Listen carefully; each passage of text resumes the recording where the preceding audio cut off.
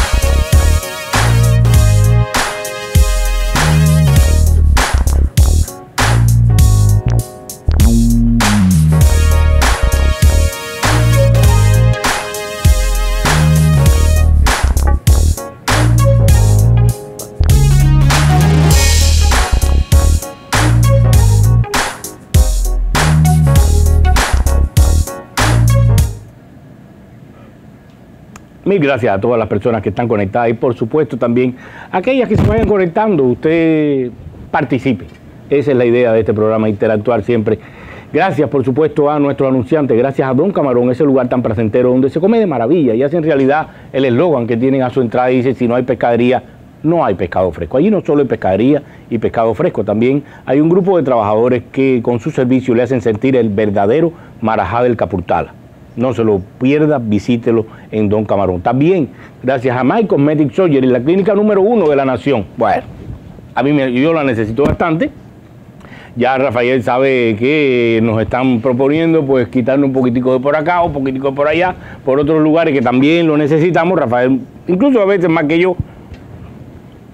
Y nada, gracias a My Cosmetic Surgery, ese lugar donde usted no solo repita el número para que se les pegue, no, también visítelos para que se ponga en manos de verdaderos profesionales de la salud que harán de su cuerpo una figura de revista. Gracias también a Las Vegas Cuban Cuisine. Si a usted le gusta la comida cubana, ese lugar es la Catedral del Arroz con Frijoles.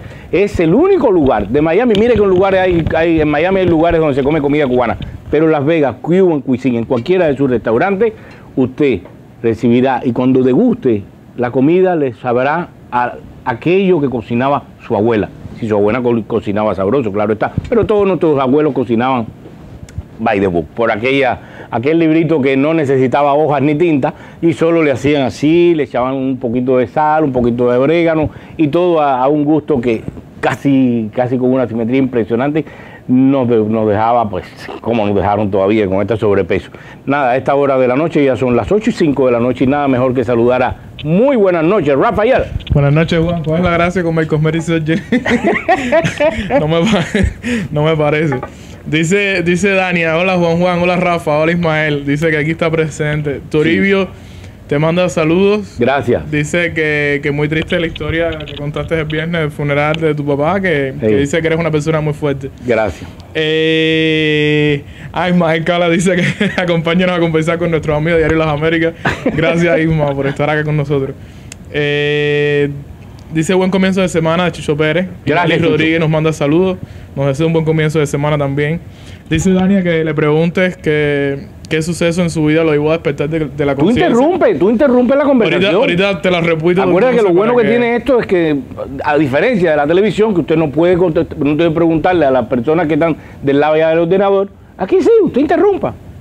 Dice Toribio, Juan, ¿cuándo vas a presentar a Rafael en cámara? Todavía. Pronto, todavía no. Cuando vayan con Mary Surgery. Dice Toribio que su eslogan es mis abuelas cocinaban fatal. Anda, pero eran las únicas abuelas del planeta que cocinaban mal, porque todas las abuelas, todo el mundo recuerda, bueno, todo el mundo no, pero muchas personas recuerdan a sus abuelas como excelentes cocineras. De hecho, los primeros sabores que recordamos, pues casi siempre fueron los de nuestras abuelas. Dice Daniel Marrero que nos manda saludos y que nos escucha. Y Manny Pousa nos pone un like. Ay, muchísimas gracias. Nada. En fin, no los hago esperar más, así que démosle la bienvenida a Ismael Cala. Un ejemplo de superación y trabajo, la verdad. Buenas noches. Muchísimas gracias, de verdad, por estar acá en Juan Juan Medio. Te lo agradezco muchísimo. Te lo agradezco muchísimo más porque eres santiaguero y eso me gusta. Y tú quieres mucho Santiago. Me gusta muchísimo. Viví muchos años en Santiago, bueno, en todo Oriente, pero Santiago siento mucha pasión por Santiago, por la conga, por los carnavales y esa corneta china de la conga santiaguera es aunque uno no esté en Santiago, eso queda en tu memoria por el resto de tu vida. Sí, ¿verdad? Sí. No, y cuando escuchabas la corneta china había que ponerse, recuerdo yo de niño, una toalla en el cuello y andar arrollando por trocha arriba y trocha abajo. Pero en fin, después de años conduciendo un programa que me gustó muchísimo en CNN, pues das un salto a esto de la estrategia de vida. ¿Cómo fue prepararte para ese salto? Yo la verdad te digo que la vida quiso que se produjera ese cambio hasta profesional o de intereses en mí, porque Santiago de Cuba fue el inicio de mi carrera vocacional y de una pasión en la radio, que tú decías, el día de la radio. A los 8 años. A los 8 años, imagínate. Las cosas no pasan por gusto. No pasan por gusto. Entonces, a los 15 empiezo a hacer televisión y en mi mentalidad siempre estuvo que yo sería el resto de mi vida un comunicador, no solo periodista, porque si tú recuerdas, como dices, en Radio Taíno yo tenía un programa de música tropical, de salsa. En Radio Rebelde hice un programa Estaciones que era muy variado, que era casi un talk show, quién sabe que era de juegos. ¿Quién sabe? Claro, recuerdo quién sabe. De todo un poco en radio y televisión. Y luego llegó CNN y luego Cala, el programa de entrevistas, donde además fue un fenómeno, hubo un éxito de audiencia continental impresionante, pero de alguna manera algo sucedió dentro de mí que el interés por las noticias mermó. Y el interés, sí, me saturó. Y el interés por estudiar la conciencia humana, la psicología de los seres humanos y la sociología de qué nos hace ser y hacer lo que hacemos. Ahí vamos a llegar, pero claro, te entiendo. Pero cuéntame un poquito de eso, de la saturación de la noticia. ¿Crees que te saturó porque te has vuelto una persona muy positiva y desgraciadamente lo que atrapa la atención de la noticia es el desastre? Bueno, eso es una evidencia. Lo que tú acabas de decir es un hecho. Nadie puede discutir que, como se dice en inglés, if it bleeds, it leads. Sí. O sea, mira qué cosa tan macabra, ¿no? Pero nosotros periodistas lo tenemos que reconocer. En una sala de redacción como esta, o en CNN, o en cualquier lugar que sea el mundo de las noticias, tú sabes que la gente va a prestarle más atención a la noticia más trágica. Por lo tanto, el primer titular de una primera plana o de un noticiario en radio o televisión es la noticia más sangrienta. If it bleeds, it leads. O sea, si sangra, libera. Y entonces, ya por ahí tú te puedes poner a pensar que la naturaleza de informar está prejuiciada por lo negativo, por lo más, digamos, abrumadoramente. Puede ser un periodista muy light, pero entonces no vas a llamar la atención. No vas a llamar la atención. Solo cubres noticias muy buenas, muy agradables. Y eso fue otra de las cosas que en un momento yo dije, este es un mundo tan competitivo. Si quieres sobresalir dentro del periodismo, tienes que buscar el palo periodístico, como se llama en el medio. Y eso hace que tu ego esté en una constante competencia con tus colegas y con los otros. Y en algún momento también eso me llegó a cansar, porque yo digo, ¿por qué tengo que estar buscando yo palo periodístico si eso implica incluso traicionar mis principios, que es preguntarle a un entrevistado sobre algo para meter el dedo en la llaga y sacar el titular? Lo peor, y sacarle lo peor. Exactamente. Entonces, en un momento determinado hubo una cierta discordancia o incongruencia entre mi proceso de desarrollo interno y las exigencias de mantener el programa vigente, relevante, con rating y seguir metiendo el dedo en la llaga. Y yo dije, ¿sabes qué? Me voy a hacer una pausa, porque sí, me voy a hacer una pausa, me voy a retirar del periodismo hasta que me haga sentido encontrar un estilo propio donde yo, por satisfacer mis necesidades de ego profesionales, no viole mis principios básicos de vida. Entonces, estoy en ese proceso. ¿Sabes qué ha pasado? Que cuando salí del periodismo, a los 6 meses reflexioné y digo, si todo el mundo que encuentra un camino de desarrollo personal hace lo mismo, entonces pero se queda el mundo sin periodista. O abandonas la trinchera de impactar desde la comunicación y los medios masivos de comunicación, que tienen un papel fundamental en mejorar nuestras sociedades. Entonces, puede que haya un regreso, siempre y cuando el medio al que yo vaya entienda cuál es mi perspectiva sobre el tema de la responsabilidad de informar, no solo por informar y atraer más ojos de acuerdo a lo tóxico, sino informar y buscar soluciones y ofrecerle a la gente herramientas para que estas cosas no se sigan repitiendo. En el caso, por ejemplo, de todos los hechos trágicos y violentos que nos toca todos los días reportar, ¿no? Pero ¿cuán difícil es dejar? Eres un periodista exitoso y en una cadena como CNN, que ya sabemos todo lo que representa, además de la siguiente seguridad, ¿cuánto trabajo te cuesta o cómo fue el proceso de dejar esa tranquilidad que sienta y ese lauro periodístico también, que hasta cierto punto te da estar respaldado con una cadena como CNN? Por supuesto, fue un proceso, no fue fácil. Porque y empezar a un mundo donde nadie te conocía. Exactamente, fue un proceso difícil en lo interno, Juan, porque no te voy a negar, o sea, mis amigos, mi propia madre, hasta el último minuto... ¿Te volviste loco? Hasta el último minuto me decía, ¿pero qué te votaron? ¿Te votaron? No, ella sabía que no me iban a... No, pero digo... O sea, que no me habían votado. A lo mejor me votarían 5 años en adelante. Uno nunca sabe. Al otro día, el día después. Con muchos otros colegas, entonces uno nunca sabe eso. Pero en ese momento, al contrario, CNN se portó muy, muy bien. Cynthia Hudson, Eduardo Suárez, los ejecutivos me escucharon, vieron que yo hablaba con el corazón, pero 2 semanas después me preguntaron, ¿estás de acuerdo? Hemos dado 2 semanas para saber si esto es definitivo o no, si lo habías pensado bien. Y yo le dije, sí, lo he pensado bien. Y ahí comenzó todo el proceso entonces de deshacer nuestra relación de la manera más amigable y respetuosa posible. Ahora, costó 1 año el pensar mi decisión y el comunicarla. 1 año. Desde que yo empecé a pensarlo, quiero una pausa, quiero empezar a estudiar más sobre esta nueva área como comunicador, porque yo no he dejado de ser un comunicador. Sí.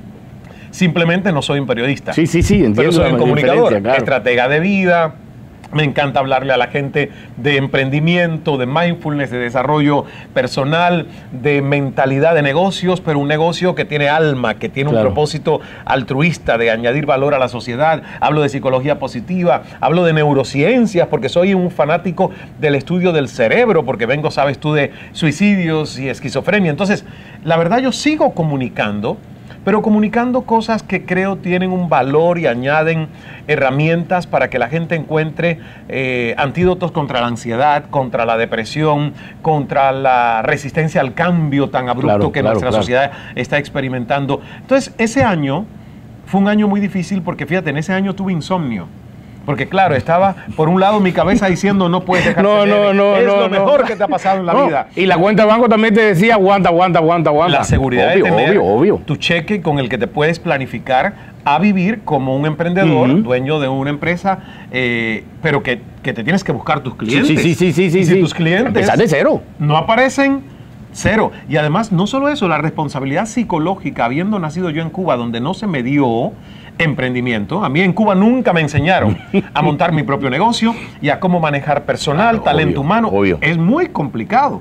Yo aprendí esto a los 29 Y años. lo que tú estudiaste fue historia del arte, nada que ver. Nada que ver con, Nada que ver. con administración de empresas, Nada ni nada que de ver. eso. Entonces era muy complicado para mí dar el salto por muchas razones, porque cuando tengo la responsabilidad ahora de que alrededor de 20 personas comen, viven, mantienen a sus familias trabajando para Cal Enterprises, ya no es el peso individual tuyo de decir, si me va Oye, bien o me va bien. mal, Sí, no sí, pasa sí, nada. sí. No, sí Está pasa. jugando con varias familias. Sí pasa, porque vas a dejar sin sustento, buscándose otra manera de ganarse la vida, alrededor de 20 personas. Entonces, ha sido una transición compleja, pero no me arrepiento. Te digo que estos 2 años de vida han sido una universidad increíble No, de, te entiendo. de te temple, entiendo, de te temple entiendo, y de te entiendo, desarrollo, te entiendo. ¿no? Yo te sigo desde hace muchos años. Me gusta muchísimo tu carrera. Pero un momento vamos a cambiar el tema. Déjame hacerte la última pregunta con respecto a CNN. En el ciclo, digamos que era un Sí. ciclo, en el último ciclo que cerraste como periodista. De 6 años casi. Sí. ¿Cuál fue ese entrevistado que te impresionó más y cuál fue el que más te decepcionó? En la lista de los que más me impresionaron hay muchos. La Seguro. verdad que aquí siempre soy algo injusto porque es los primeros que vienen a la mente Claro. en cada una de las Y oportunidades. incluso que cuando me preguntan. después que llegas a tu casa y dices, caramba, se me faltó. Pero hubo muchos que fueron lecciones de vida. Y te digo, no siempre eran los personajes más públicamente conocidos o famosos o celebridades. Pero en esa lista de los conocidos, Larry King, Caramba. yo siempre digo que Larry King fue el maestro del que yo aprendí y por el que le propuse a CNN que nosotros podríamos, con cierto éxito, yo no sabía que iba a ser con tanto éxito, pero yo dije, con cierto éxito yo me atrevo a hacer un programa de entrevistas donde no hay guión. El programa de entrevistas no tiene teleprompter, porque bueno, sí. tú puedes Tú tener, puedes una tener guía. 3 o 4 preguntas, pero igual Claro, la puedes tener conversación una se va guía. por otro lado y se acabó. Y no vas a Exactamente. poder regresar. Y eso es un arte que uno tiene que aprender con la práctica. Entonces, era cierto riesgo porque yo había hecho entrevistas, pero nunca diarias y nunca por 1 hora en televisión. Había hecho un programa de media hora en Toronto que se llamó Calando A, que yo digo que es el embrión de Cala en CNN. Lo practiqué por 5 años en Telelatino en Canadá, entrevistas de media hora 1 vez a la semana. Y por ahí fui tomándole el pulso y el gusto al género de la entrevista. Y la verdad te digo que Larry King fue uno de esos personajes que la entrevista fue una clase magistral de comunicación, pero también una clase magistral de vida. Él fue el que me dijo, y es parte del libro El Poder de Escuchar, Ismael, nunca aprendí nada mientras era yo quien hablaba. Y yo le digo, Larry, esto resume en 270 páginas de mi libro El Poder de Hay que Escuchar, escuchar. entre otras cosas. Él me habló de, por ejemplo, de que la entrevista que él más hubiese querido hacer en su carrera era Osama Bin Laden. Y que la pregunta más importante que un ser humano le puede hacer a otro, sin juicios, con curiosidad, es ¿por qué? Mataste a 20,000 personas. ¿Por qué? ¿Qué te lleva? Para entender la psicología del ser humano. Fíjate qué cosa tan interesante de un maestro de la comunicación, tan diferente a lo que muchos periodistas hacen, que asumen el papel de juez, juez, Dios y mando, juzgan a los entrevistados y no se ponen en una posición psicológicamente donde tú puedas decirle a la gente ¿por qué? Sé tú. Para tratar de entenderte, porque yo no quiero juzgarte, yo quiero entender por qué tú lo hiciste. Entonces me enseñó muchísimo esa entrevista, 1 hora completa con Larry King. Luego fui a su casa en Beverly Hills, pude entrar al cuarto donde tenía todos sus trofeos, los Emmys y todos sus reconocimientos, y te digo que entre tantas otras entrevistas en lo profesional, esa me ayudó muchísimo. ¿Y cuál es alguna que dijiste, caramba, yo esperaba mucho más de este entrevistado? Bueno, algunas cosas no me las voy a reservar porque la verdad, oye, digo, pero a la gente le gusta lo malo, ¿no? No, yo sé, pero yo he aprendido a no alimentar el monstruo de la gente. Porque una vez que tú alimentas ese monstruo, es insaciable. Tiene que seguir y seguir y seguir y seguir. Y más. Entonces, pero sí te puedo decir qué entrevista no salió como yo hubiese querido, que fue la del presidente Evo Morales en Bolivia. Pero a mí me gustó mucho. A ti te gustó, pero no era mi estilo. Y mis emociones y la neuroquímica de mi cuerpo estaba tóxica porque la tensión hoy te juro, hoy la vi 2 veces. ¿Verdad? Hoy la vi 2 veces. No, esa fue una de las mejores entrevistas para el público. Sí. Pero en el momento en el que esa entrevista se grabó, fue muy incómoda, fue muy hostil. Yo no estoy acostumbrado a la hostilidad, no me gusta la hostilidad. Pero al público le gusta el combate. Yo lo sé, pero es que ese es el tema. yo no quiero hacer cosas que sean guerra. Yo no quiero eternizar el conflicto. Yo quiero que la gente entienda que la inteligencia nuestra como seres humanos supera. No se basa en nuestro cerebro reptiliano. El cerebro reptiliano es el instintivo, es el de supervivencia, es el del enfrentamiento y la separación, es el de la guerra y la lucha. Y está bien si tu vida está en peligro. Y está bien que saques esa confrontación si estás con un político descarado, corrupto, come mierda, al que puedes hacerle algo. A que se merece. Claro. Pero no siempre, ¿entiendes? Entonces, en este caso, la entrevista que yo tenía planificada con Evo era una entrevista supuestamente, pero maravillosamente en paz, incluso. Bueno, pero él desde el principio sacó los cañones. Por eso y te empezó estoy a diciendo disparar. que se tergiversó porque cancelaron la primera entrevista. Sí. Y cuando yo reclamo, él me llama cobarde y yo vuelvo a atacar porque no tengo por qué quedarme callado aunque seas presidente o que seas quien sea. Tú eres un entrevistado. Exacto. No, y soy un ser humano. Y estamos conversando. Y soy un ser humano y el hecho de que tú seas presidente no te da derecho ni un claro. ápice. Ni un ápice que tú seas presidente o CEO o lo que seas, no cambia ni un ápice tu superioridad sobre la mía. Somos iguales. Viniendo de un país como Cuba, habiendo criado en un país como Cuba, entrevistar a Evo Morales y que Evo te dijera prácticamente de manera amenazante, diciéndote, no, porque tú huiste de Cuba y no sé qué. ¿Qué se siente en ese cómo momento? Te escapaste de Cuba. Exacto. ¿Qué se siente en ese momento? En ese momento... No lo que le contestaste, yo he visto la entrevista. Tú viste que le contesté diplomáticamente. Sí. Además, lo dejé callado, Lo dejé callado porque, fíjate, uno se cae en su propia trampa. Y él, que es tan cercano a Cuba, y en su momento cuando Fidel estaba vivo, tan cercano a Fidel, yo le dije, presidente, uno solo se escapa de una prisión. Sí. Si de alguna manera, o sea, usted le está llamando... Usted está hablando de prisión aquello. Usted le está llamando a Fidel y al gobierno cubano, que son los carcelarios, y a Cuba una prisión. Y mucha gente te juzgó a ti diciendo, Cala cree que Cuba no es una prisión. O sea, porque hubo de todo tipo de opiniones. Bueno, no, pero ya mira, eso, la mente del ser humano... Tú sabes lo que dice, pero no puedes predecir lo que la gente entiende. Yo lo que le quise alertar a él es, cuidado con lo que usted está diciendo. Cuidado, no se enrede con sus palabras. Porque usted se está enredando solito con sus propias palabras.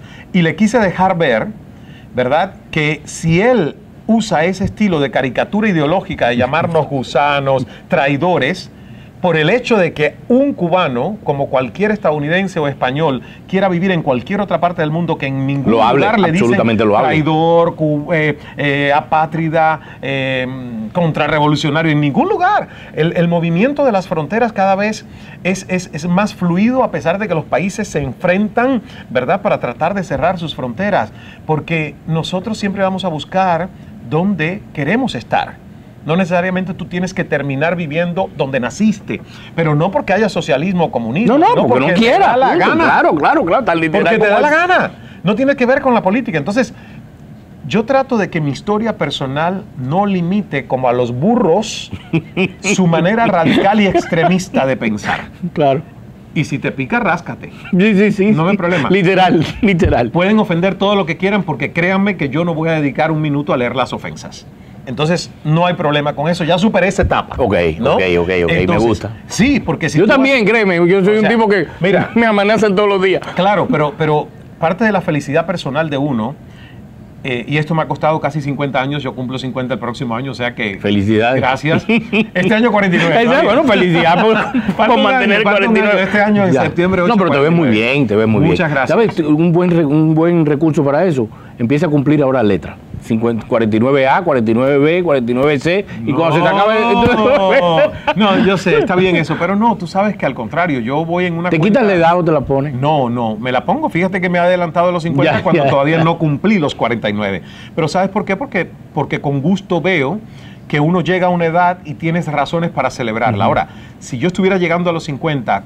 peor de cómo cumplir los 40, a lo mejor te digo, oye, qué pena, porque en esta última década me han pasado tantas cosas que estoy peor.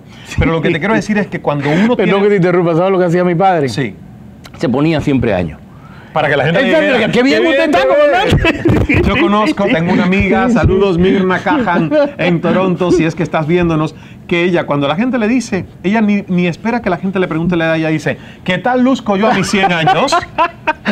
Ya. ¿Qué tal luzco yo a mis 100 años? Huye hacia adelante y se acabó, claro. O sea, no hay manera que tú digas que luce mal porque ella luce espectacular. Obvio que no tiene ni 60, a lo mejor tendrá 50 y titos, pero ella evita la pregunta diciendo, ¿qué tal luzco a los 100 años? ¿Verdad que estoy regia? Sí. Y entonces, por ahí vamos. Bueno, cuéntame qué cosa es un estratega social. Mira, un estratega de vida y de emprendimiento es alguien que se dedica a expandir al mundo herramientas, conocimientos basados en investigaciones científicas. Por eso no uso la palabra motivador, aunque mucha gente la ha usado refiriéndose a mi cambio profesional. Y yo digo, no, yo no motivo a nadie. Que te motive tu abuelita o tu mamá. Yo no tengo por qué motivarte. Ahora, yo sí puedo venir. Pero a la hora de trazarle una estrategia, sí, de alguna manera... Pero se tiene que automotivar la persona. Porque, sí, pero mira, con las herramientas que tú le das. Sí, pero las herramientas no son las que te motivan. Tú tienes que tener una razón propia que te motive. Por ejemplo, tú estabas hablando del peso. A mí me sobran 10 libras.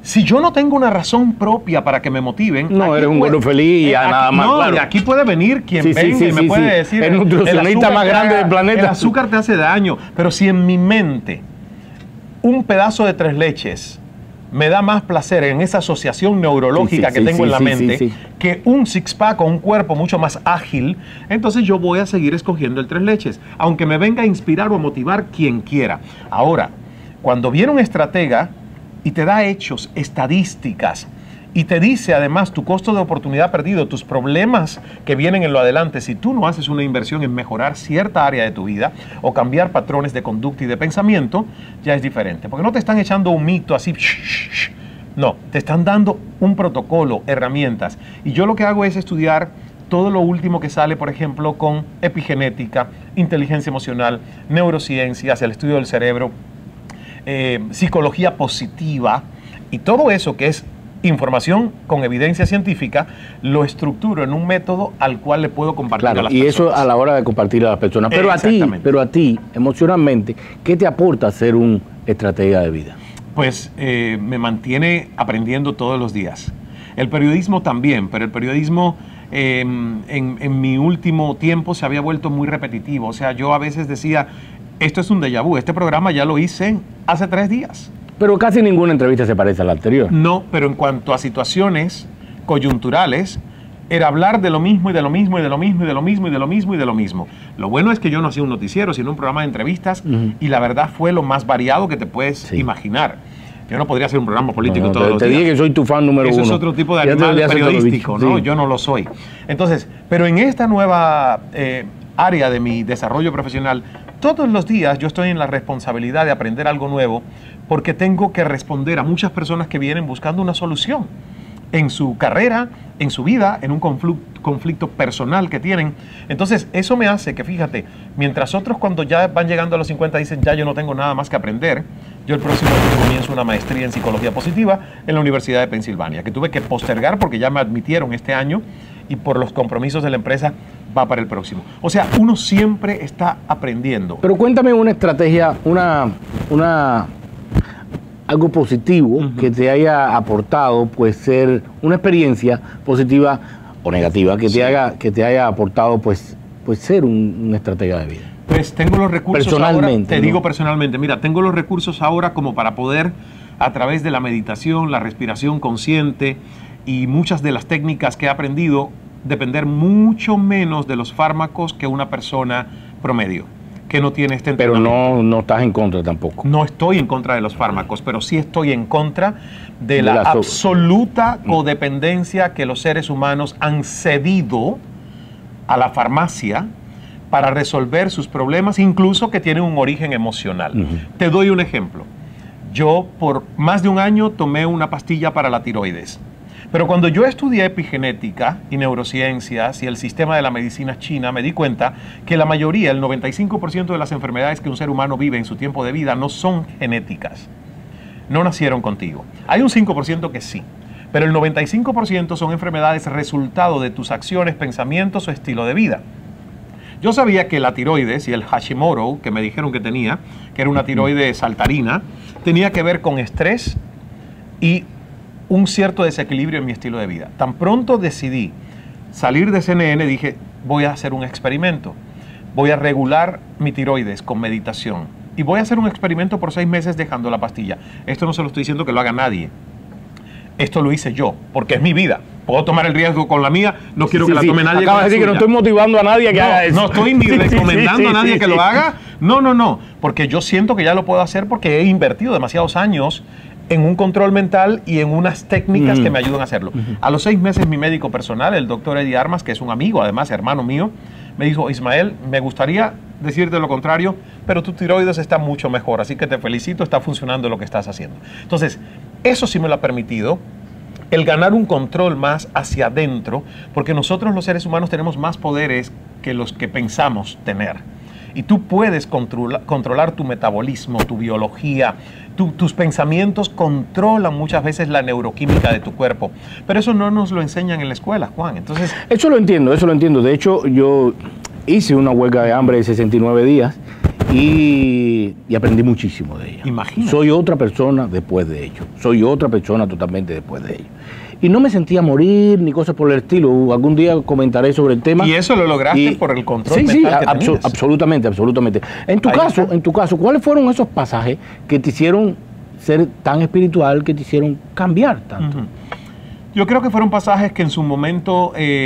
¿O estaban ahí desde niño y tú no los habías visto? Sí, no. Bueno, desde niño me persiguió algo que yo por mucho tiempo escondí y de lo que me sentía avergonzado y no hablé. Y esa vergüenza viene de mi propia familia. No se hablaba de esto, aunque tú sabes muy bien en países como Cuba que si vives en un pequeño pueblo pequeño, todo se sabe, sí. Entonces a mí me daba mucha gracia porque nuestra familia sí no hablaba de se ahorcó abuelito, tenemos problemas de esquizofrenia, cierto nivel de enfermedades relacionadas al cerebro y mentales en la familia. Eso no se hablaba en la familia, pero el pueblo lo sabía. Y yo crecí con esa vergüenza y ese tabú y ese estigma y ese miedo, y a los 15 años tuve un tratamiento psiquiátrico del que nunca conté públicamente hasta hace poco, ¿verdad? Y fue por todos estos fantasmas con los que crecí. Entonces, toda esa historia personal hizo que ya desde Cuba, sin tener todas estas herramientas, yo buscara qué me hacía bien, qué me hacía mal, qué me deprimía, qué me ponía un poco más activamente alegre, y empecé a seleccionar personas que estaban en uno de los dos bandos. Gente tóxica, gente sana, saludable, con la que me conviene juntarme. Y fíjate, eso es parte de lo que hoy la psicología positiva dice.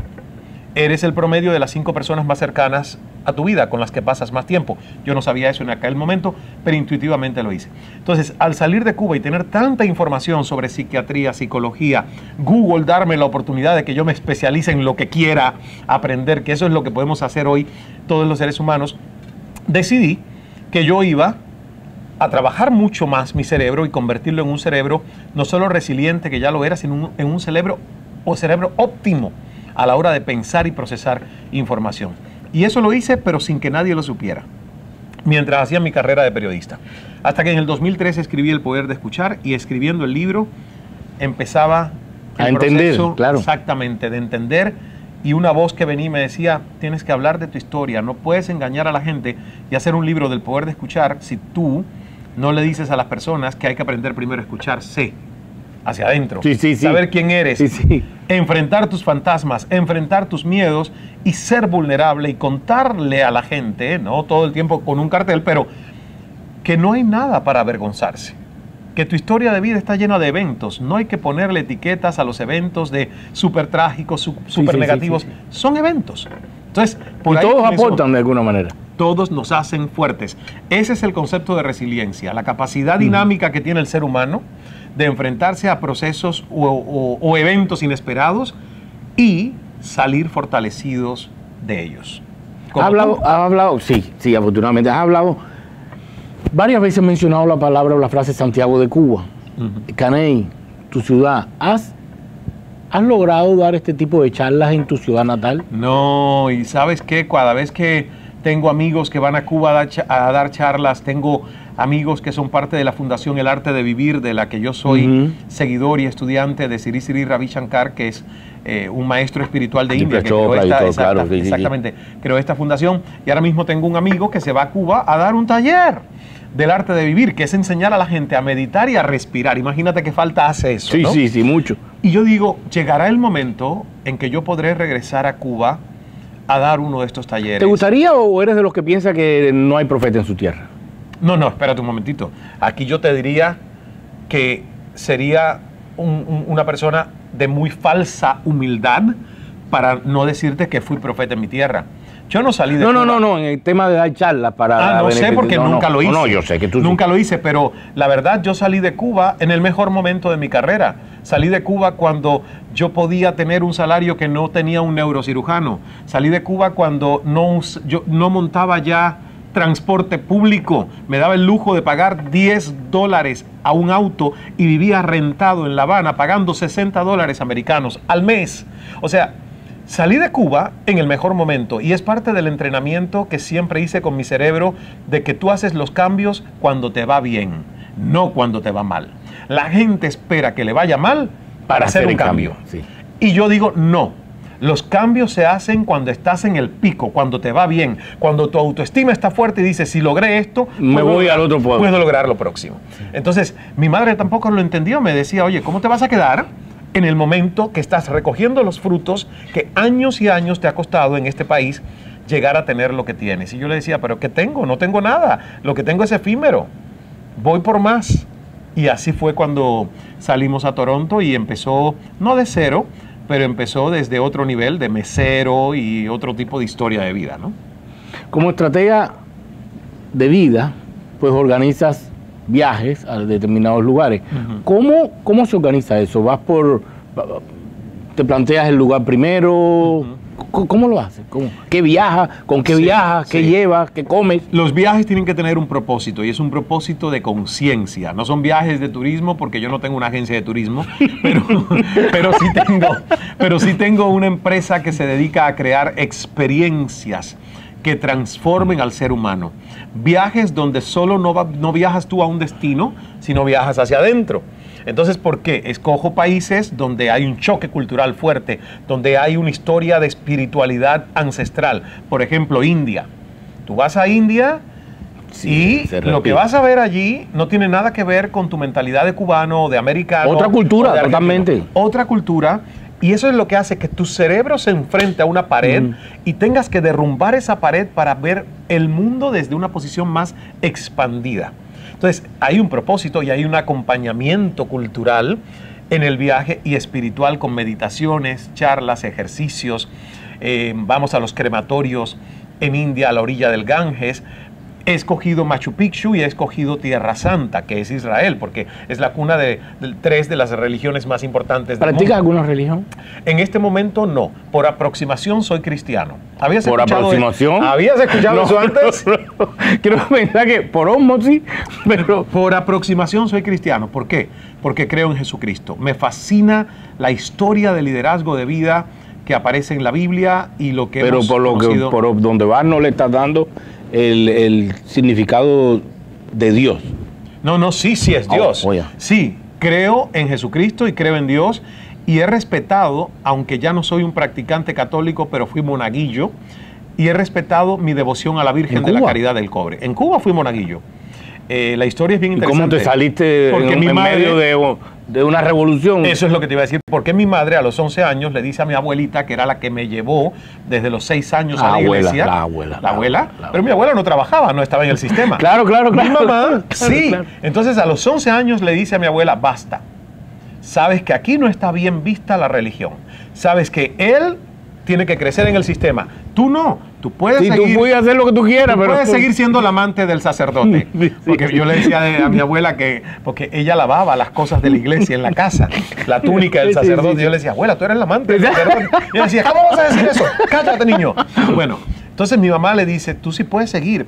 Y a mí eso me dolió tanto porque yo iba todos los fines de semana a leer la Biblia, hice catequesis, primera comunión. O sea, ya leía enfrente de la congregación de adultos. Con 11 años. Comunicador desde niño. Es lo que te digo. Entonces, me dolió mucho el no seguir en la iglesia, pero entendí que era parte del proceso. Y como Cuba me quitó esa religión, crecí con materialismo dialéctico, marxismo-leninismo, pensamiento crítico, la religión es el opio de los pueblos, que decía todas esas cosas. Pero fíjate qué bien me hicieron. Porque luego yo tuve que rescatar mi fe. pero ya no fue una fe condicionada por nacimiento o por herencia o porque llegó Sí, sí, Cristóbal porque tu Colón. mamá era católica, tú tienes que ser católico. Exactamente. Claro. Si no fue una fe por convicción propia. Y empecé a estudiar teología. Y empecé a Pasaste, estudiar... disculpa, pasaste por algunas otras religiones, digamos, afrocubanas o no sé qué. Sí. Estudié, acuérdate que estudié historia del arte. Entonces, parte del estudio de historia del arte es cultos afrocubanos. Y la Casa del Caribe en Santiago de Cuba tiene ceremonias de sacrificios de animales. Entonces yo estudié todo eso.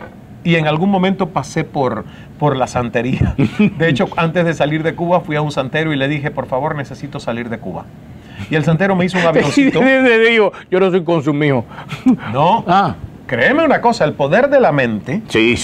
El poder de la mente es tan fuerte que él yo lo único que le dije es, tú hazme lo que quieras, pero yo no quiero sacrificio de animales. No me gustan los sacrificios de animales. Y él viene y me dice, oye, pero primero, o sea, que vienes a pedir ayuda y condicionas además la ayuda. Le digo, si tú hazme cosas con cocos, con flores, con lo que quieras, con plantas, no animales. Y me hizo efectivamente unas ceremonias con coco, rodación de cabeza, flores, baños con aguas. Y me dijo, trae un avioncito plástico hueco, amarillo, pero que sea hueco. Y yo lo llevé y él lo rellenó con hierbas. A los 2 meses salí de Cuba. No. Sí, entonces, sí, el poder de la mente es mucho más fuerte. Bruno está aquí atrás haciéndome señas que el conversatorio. Juan me va a preguntar. No, si ahora mismo tengo aquí. Hablemos, bueno, la oferta de conversatorio, el camino a la abundancia. Sí. Será el próximo día 30 de agosto. Sí. ¿Dónde y cuándo y a qué lugar y cómo podemos ir? Es un conversatorio que hacemos cada 3 meses. Es una serie de conversatorios. Este es el segundo del año. Sí. Va a ser el 30 de agosto a las 6 de la tarde. Estás invitado en La Joya Ballroom, aquí en la ciudad de Coral Gables. Es un aspecto, digamos, bien interesante porque ahí no hay guión. Ahí tenemos un tema que se llama el camino a la abundancia. Yo empiezo diciéndole a la gente quién no quiere más dinero, quién no quiere más quién no quiere más patrimonios, quién no quiere más felicidad, quién no quiere más paz. Y luego le digo que ha comprobado la ciencia que nos hace ser más abundantes. Y luego la gente tiene oportunidad de preguntas y respuestas. Y hay 2 tipos de entradas. La entrada regular. O sea, como dar fórmulas para las que personas si logren el camino de la abundancia. A ver si te sirven. Bueno, danos algunos tips entonces. Bueno, lo primero que te quiero decir es que la abundancia no está fuera. Ese es el paradigma más erróneo que un ser humano puede tener. ¿Abundancia sinonimiza con dinero? No necesariamente, pero una persona abundante dentro no le va a faltar mucho el dinero fuera, porque cuando tú te sientes abundante, exploras tus talentos, tus oportunidades de servir. El concepto mío del ser, fíjate, el ser es servicio, excelencia, resiliencia. El acrónimo para esas 3 letras. Servicio, excelencia, resiliencia. Entonces, la abundancia es una energía con la que tú te conectas cuando sabes que tienes como ser humano talentos y capacidades para desarrollarte y aspirar a tener todo lo que quieras en la vida. Lo que pasa es que uno crece con una mentalidad de carencia y esa es la que hay que trabajar. Si no, mira la historia de tanta gente que no tiene mucho dinero, pero juega a la lotería. Se gana la lotería y a los 6 meses dilapidó el dinero porque en su mente no cupo el millón o los 3 millones de dólares. Porque su mente es una mente no abundante. No solo gente que juega a la lotería. Tengo amigos boxeadores, tengo amigos deportistas que han tenido muchísimo dinero. Muchísimo. Sí.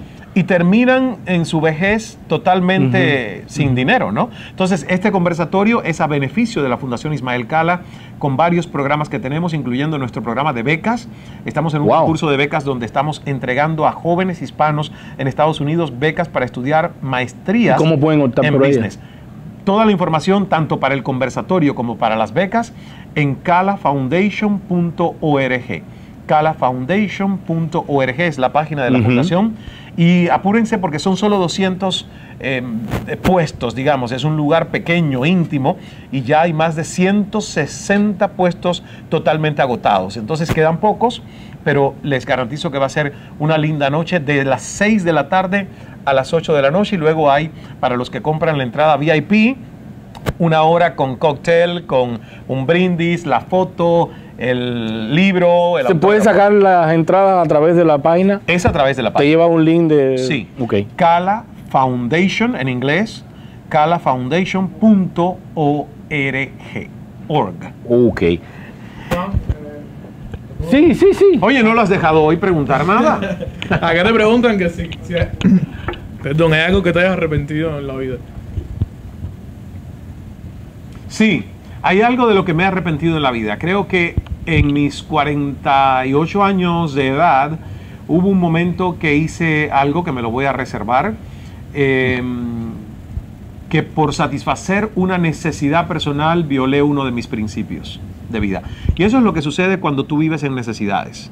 Por eso uno a veces no puede juzgar y tiene que entender a las personas. Yo también. Y Creo lo mismo. realmente esto sucedió por una necesidad de dinero, una necesidad, mira, hablando de abundancia, para que veas. Yo no sabía lo que sé hoy, mi estado de conciencia era inferior al que tengo hoy, no repetiría este acto nunca. Hice algo que alguien me invitó a hacer y aceptar un dinero, cuando luego dije, esto no va con mis principios de vida o no es algo que me hace sentir a mí tranquilo y dormir tranquilo. Y aprendí la lección y dije, nunca más violo mis principios de vida por satisfacer una necesidad. Y es difícil, ¿eh? Porque Sí, por eso no juzgo a nadie. Yo no juzgo. Exacto, y yo tampoco juzgo a nadie, pero sí hubo ese incidente. Creo que es una de las únicas pocas cosas que de verdad yo digo, si pudiera volverla a rehacer, lo hubiese hecho diferente. Cala, Dice, dime. Dania también te pregunta y ya no los interrumpo. No, si la idea es esa. Dice que le hables un poco también de los ataques de pánico. Ah, mira, los ataques de pánico están siendo en nuestra sociedad cada vez más comunes. ¿Por qué? Porque el cambio es tan acelerado que mucha gente no está acostumbrada a responder con adaptabilidad a los cambios. O le sucedió algo que se convirtió en trauma. La amígdala, que es la centinela del miedo acá en nuestro cerebro límbico, registró ese evento y cada vez que algo va a pasar que se le parece a ese evento, empiezas tú a ponerte, por eso es tan importante, Sí, y lo único que sufriste. te puedo sugerir es que vayas al conversatorio, porque en el conversatorio, en esas 2 horas, hacemos introducción a la meditación para personas que nunca han respirado a conciencia o que nunca se han dado la oportunidad de meditar porque dicen, eso es para cierta gente que es más espiritual que yo. La necesidad de ser espirituales no es un lujo de algunos, es parte de lo que somos todos nosotros como seres humanos. Es una pena que no nos hayan enseñado en la escuela que un ataque de pánico se puede abortar con una respiración consciente. Simplemente tú sintiendo que viene esa sensación y diciendo, inhalo,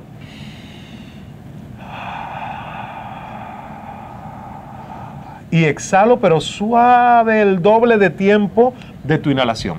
Porque el ataque de pánico, si tú lo observas fisiológicamente, ¿dónde está el foco? En la inhalación, y es corta. Es como...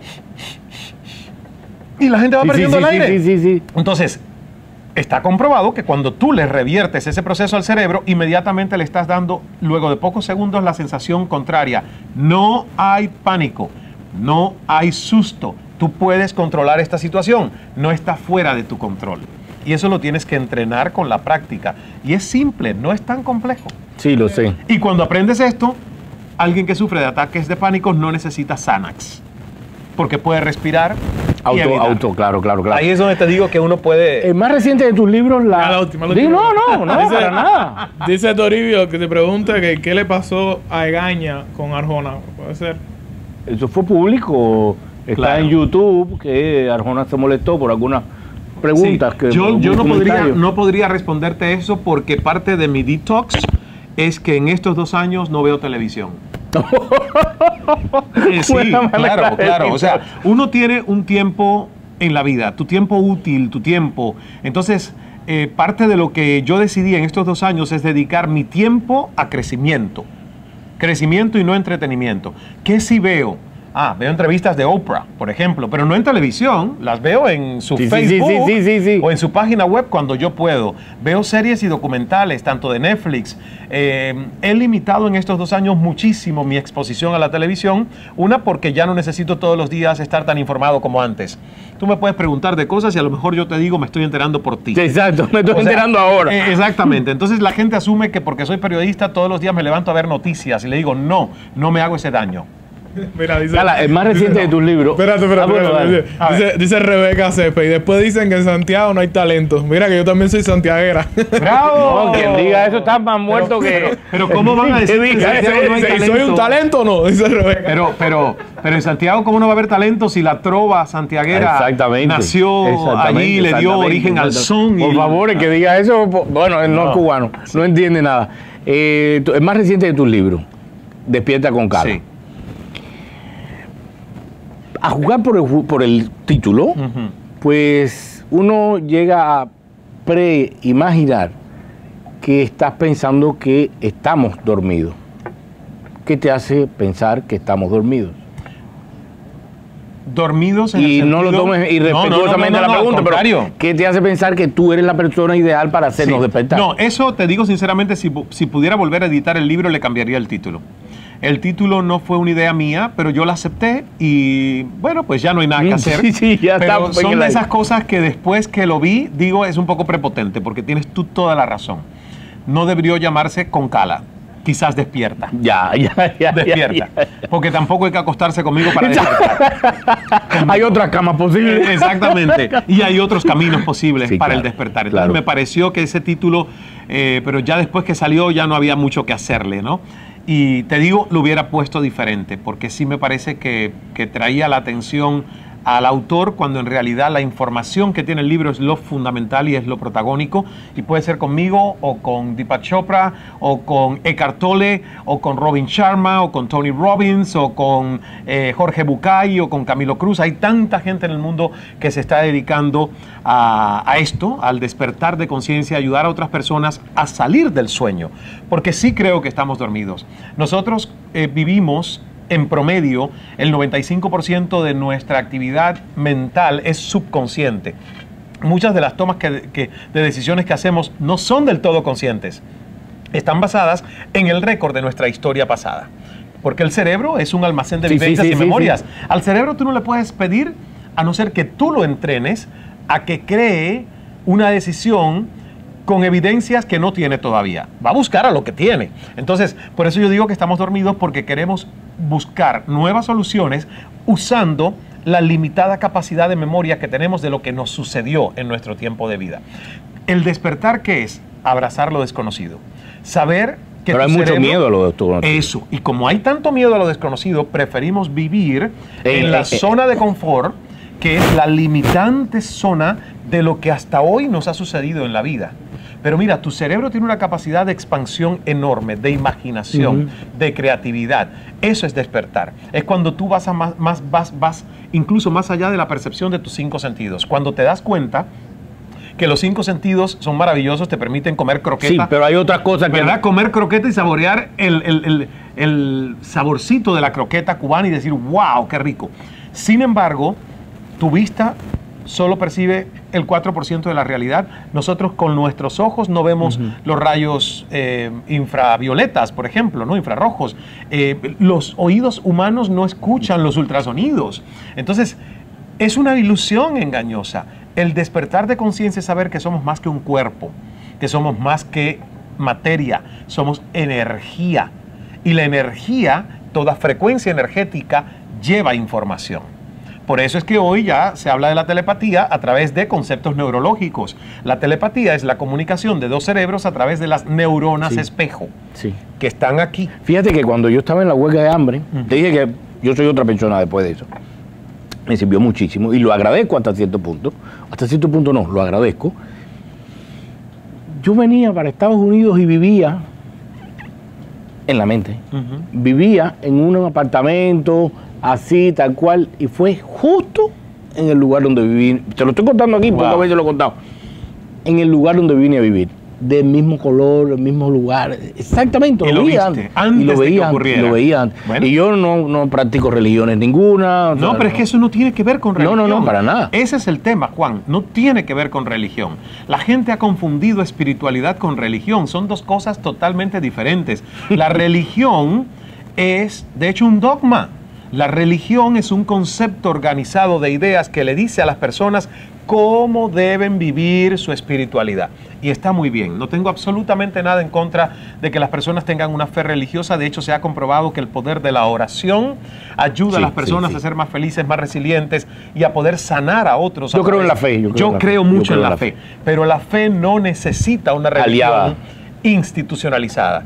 La gente puede ser espiritual sin ir a una iglesia. Obvio. Entonces, es ahí donde, y yo voy a cualquier iglesia, fíjate, he llegado al punto donde me invitas a una mezquita, voy a la mezquita, me invitas a una sinagoga, voy contigo a la sinagoga, me invitas a la iglesia cristiana a la que asiste mi mamá en Hialeah, voy cada vez que puedo con ella. Mi mamá era católica y se transfirió al cristianismo. Me invitas a una misa católica, voy. Me invitas a conocer al Papa y con todo gusto celebro y me siento con él con el mayor de los respetos. Pero es el mismo Papa el que se ha tenido que reunir con otros líderes de otras religiones para unir, no separar. Porque lo que sí no me gusta es que las religiones separan a la gente. En el 2016 escribiste y lanzaste, un libro que se llamaba Analfabeto Emocional. Sí. ¿Cuánto analfabetismo emocional tú ves en los líderes políticos? Más, pero mucho más de lo que el mundo podría aguantar. El resultado de lo que hoy tenemos en nuestros países, cambio climático, inequidad, es justamente proporcional a ese analfabetismo emocional. ¿Cuáles son los líderes políticos críticos en analfabetismo emocional? Bueno, yo te diría que Maduro. O sea, si tú vas a buscar en este momento a alguien que pueda decir, te diría que Maduro, pero no salgamos de Estados Unidos. Donald Trump es un analfabeto emocional. Cuando tú usas con prepotencia tu voz, tu poder, y no te conviertes como líder en vehículo e instrumento de la voz de los demás a los que representas, eres un analfabeto emocional. Porque el poder te ha nublado tu capacidad de verte como un ente de servicio. ¿Entiendes? Entonces, todos estos líderes que llegan a creerse caudillos son analfabetos emocionales porque tú no eres Dios, tú no tienes la capacidad de decidir y pensar por 11 millones de personas en el caso de Cuba, o 33 en el caso de otros países, o 200 millones en Estados Unidos, o los que sean. Tú eres simplemente un líder porque te debes rodear de personas más inteligentes que tú en otras áreas para que te asesoren y tú conciliar y tomar decisiones. Tú eres un administrador. Y que en algún momento vas a tener que decir, bueno, pues tomo esta decisión con el mejor de los intereses. Pero ese autoritarismo que ves en la mayoría, esa sed de poder de querer cambiar constituciones para eternizarse en el puesto, o sea, eso es de analfabetos emocionales. Sin embargo, estuve leyendo que fuiste a la tumba de Fidel y lloraste. Entonces, ¿qué están preguntando? Sí, que mucha gente está no tiene cierta eso. ¿No es medio paradójico eso que estás diciendo? No, al contrario, no es paradójico. A mí me tocó por 15 años sin regresar a Cuba purgar un sentimiento de resentimiento, claro. De dolor, de decir esto no debió pasar. De que porque yo decida salir de mi país, ni siquiera siendo un activista político, porque yo nunca he sido alguien que ha sido un activista opositor vociferante contra el gobierno cubano, he dedicado mi tiempo a otras cosas, la verdad. Otras mejores. No otras mejores, porque de verdad te digo, celebro la valentía que tienen muchas personas. Yo también, pero a veces siento que ignorarlos es mucho mejor, pero bueno, ese es mi punto de vista. No, pero lo que te quiero decir es que en mi caso, yo siempre dije, tengo una vida y tengo la posibilidad de diseñar una vida. Entonces voy a enfocarme en esto, ¿verdad? Y realmente cuando tú te dedicas al activismo político, tu vida se va por ahí. Es eso, no puedes hacer dos cosas. O eres activista político o haces otro tipo de cosas. Yo escogí esto. Ahora, lo que te quiero decir es, no es paradójico que vaya... Se me hace, disculpa que te interrumpa, se me hace hasta medio endógamo. Los políticos pues, viven entre ellos, comen entre ellos, se aparean entre ellos. Sí. Hombre, no. Es una raza aparte. No se mezclan. Es una raza aparte. Pero te explico. Lloré frente a la tumba de Fidel y fíjate que me importa poco la opinión de los demás, que lo dije aquí cuando juzgo. Por eso te digo, pero no, es que no importa, es que ya no me importa que me juzguen. Entiéndeme. No me importa. A mí hace muchos años no me interesa eso. No me importa. No, incluso te lo voy a explicar a ti. pero no con la necesidad de que, De justificar, de que me entiendas o no. No, para nada. Te lo voy a explicar lo que sucedió conmigo. A lo mejor a otro ser humano no le puede suceder. Porque yo tuve la capacidad de autoperdonarme y de decir, ¿sabes qué? Yo también. Yo no voy a vivir con resentimiento. Yo voy a mirar al futuro con optimismo. Lo que haya pasado me ha hecho mejor, me ha hecho más fuerte. Entonces, cuando yo voy al cementerio de Santiago de Cuba, siempre amé ir a ese cementerio porque es una obra de arte. Yo también. La arquitectura, el que estudió Yo historia también, del arte sabe. No, y el que sea santiaguero también va. No, pero si vas al Colón, en La Habana, igual. Sí, Los cementerios en Cuba, sí. especialmente esos dos, son patrimonios. Es cierto, es cierto. Entonces, y ahí está José Martí, que para mí ha sido uno de los hombres más ilustres que ha dado el mundo, no Cuba, el mundo. Y me dijeron, tienes que ir al cementerio porque tienes que ver el contraste del monumento a José Martí y la piedra que es la tumba de Fidel. Y yo dije, pues voy a ir. Y fui.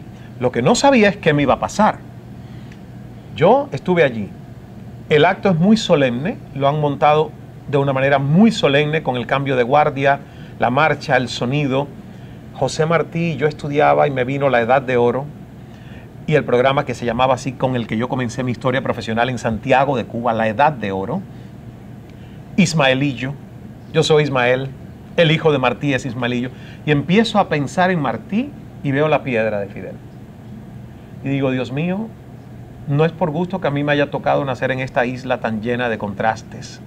No es por gusto que me haya tocado vivir en un país donde se me lavó el cerebro, porque me hizo luego tener la necesidad de recuperarlo. Y para otros seres humanos que no han tenido esa necesidad, siguen dormidos. Y yo tuve que despertar. Veo la piedra de Fidel y digo, pensar que esta simpleza recoge la vida de este señor que ha cambiado la historia, no de una generación, sino de un país. De varias generaciones de cubanos. Y en ese momento vino un pensamiento a mí. Y es, Fidel ya no está, pero siempre estará dentro de ti. Te guste, no te guste, quieras odiarlo, quieras amarlo, no hay de hecho una emoción con él ya. Si tú me preguntas qué sientes tú por Fidel, yo te digo, nada. Nada, es neutro. Purgué mi etapa, es neutro. Y en ese momento se me empiezan a salir las lágrimas. ¿Y tú sabes por qué se me empiezan a salir las lágrimas? Porque digo, celebro mi vida. Celebro mi vida y esto que está aquí delante es parte de mi vida. Y lo que me haya tocado vivir aquí, que en su momento maldije, eso es historia. Y de alguna manera no morí en el intento, sobreviví. Y aquí estoy. Y empecé a llorar, pero no un llanto de admiración, no un llanto ni siquiera de tristeza, un llanto de conmoción. Si alguien no entiende lo que la palabra conmoción significa, puede ir al diccionario, a Google, porque conmoción es una emoción neutra. Tú puedes llorar de conmoción y alguien te puede decir, yo no sé si estaba triste o alegre, pero estaba conmovido por la situación. Desde el tamaño espiritual que tienes hoy, que has alcanzado hoy, ¿cuál sería ese consejo que nos darías a los cubanos para crecer como nación? Yo te diría que a los cubanos el consejo que yo les digo es, busquemos más inteligencia emocional, porque al pasado no se va a pelear. Al pasado se va a buscar una referencia, pero vuelvo y repito, tu cerebro te va a jugar una mala pasada si lo único que tú lo estás utilizando es como un récord, almacén del pasado, de tu dolor, de tus memorias. ¿Qué va a cambiar? Mira Colombia. Colombia está en un proceso de recuperación después de un conflicto de más de 50 años donde miles de personas murieron en el conflicto armado. Y se ha tenido que negociar una paz, porque era la única manera de poder mirar hacia adelante. Y se han tenido que hacer concesiones que a algunos les gustan y a otros no les gustan. Pero la grandeza de la nación. Pero es la manera de mirar no tu finca, no tu dolor, sino el dolor común. Hemos llegado a un momento en el Somos egoístas con el dolor. Demasiado egoístas. Y tú sabes lo que pasa, que justamente el egoísmo con la avaricia y la apatía son los tres problemas raíces de falta de conciencia que llevan al mundo a la situación precaria que hoy mucha gente vive sin necesidad. Son temas de conciencia humana. No es que nos falte comida, no es que el mundo no tenga suficientes recursos, es que los egos de las personas, sobre todo los que dirigen, a través del egoísmo, la avaricia, y en el caso de las masas, llámese el pueblo, la apatía, que es la desesperanza aprendida, que es cuando la gente dice, más vale un mal conocido que un bueno por conocer. Oye, nos tocó esto, mejor nos quedamos así, claro, que ya sabemos cómo trapichear y sobrevivir aquí, porque si esto cambia, va a haber que estudiar, va a haber que reinventarse y eso me va a costar más trabajo. Es miedo a lo desconocido. Prefiero quedarme como estoy. Entonces, mi sugerencia a los cubanos de aquí y de allá, de la Conchinchina, es purguemos un poco de cosas. Yo no estoy diciendo no exijamos que los derechos humanos se respeten. No exijamos que haya una transformación en Cuba. Yo espero que haya una transformación en Cuba. Pero entiendo que hay procesos que no pueden ocurrir de la noche a la mañana. Porque es que el cubano no estaría preparado de la noche a la mañana para un cambio de sociedad. Y yo lo noto con gente que llega aquí a Miami, que le cuesta mucho adaptarse. El día 30, ¿cómo podemos ir? ¿Dónde? ¿Cuándo? Repítanos, por favor. 30 de agosto a las 6 de la tarde en La Joya Ballroom, que está en Coral Gables, aquí en la ciudad de Miami. Si estás cerca de Miami o estás el 30 en Miami, puedes también participar, 6 de la tarde. Las entradas se consiguen en calafoundation.org.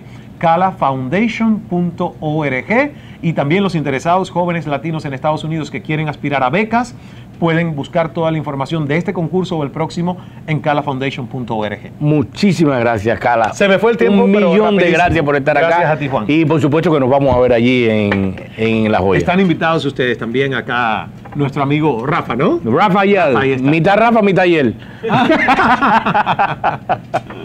Bueno, nada, mil gracias, Cala, mil gracias a todos ustedes por estar conectados hoy. Mañana nos vemos, si Dios quiere y el diablo lo permite. Chau, chau.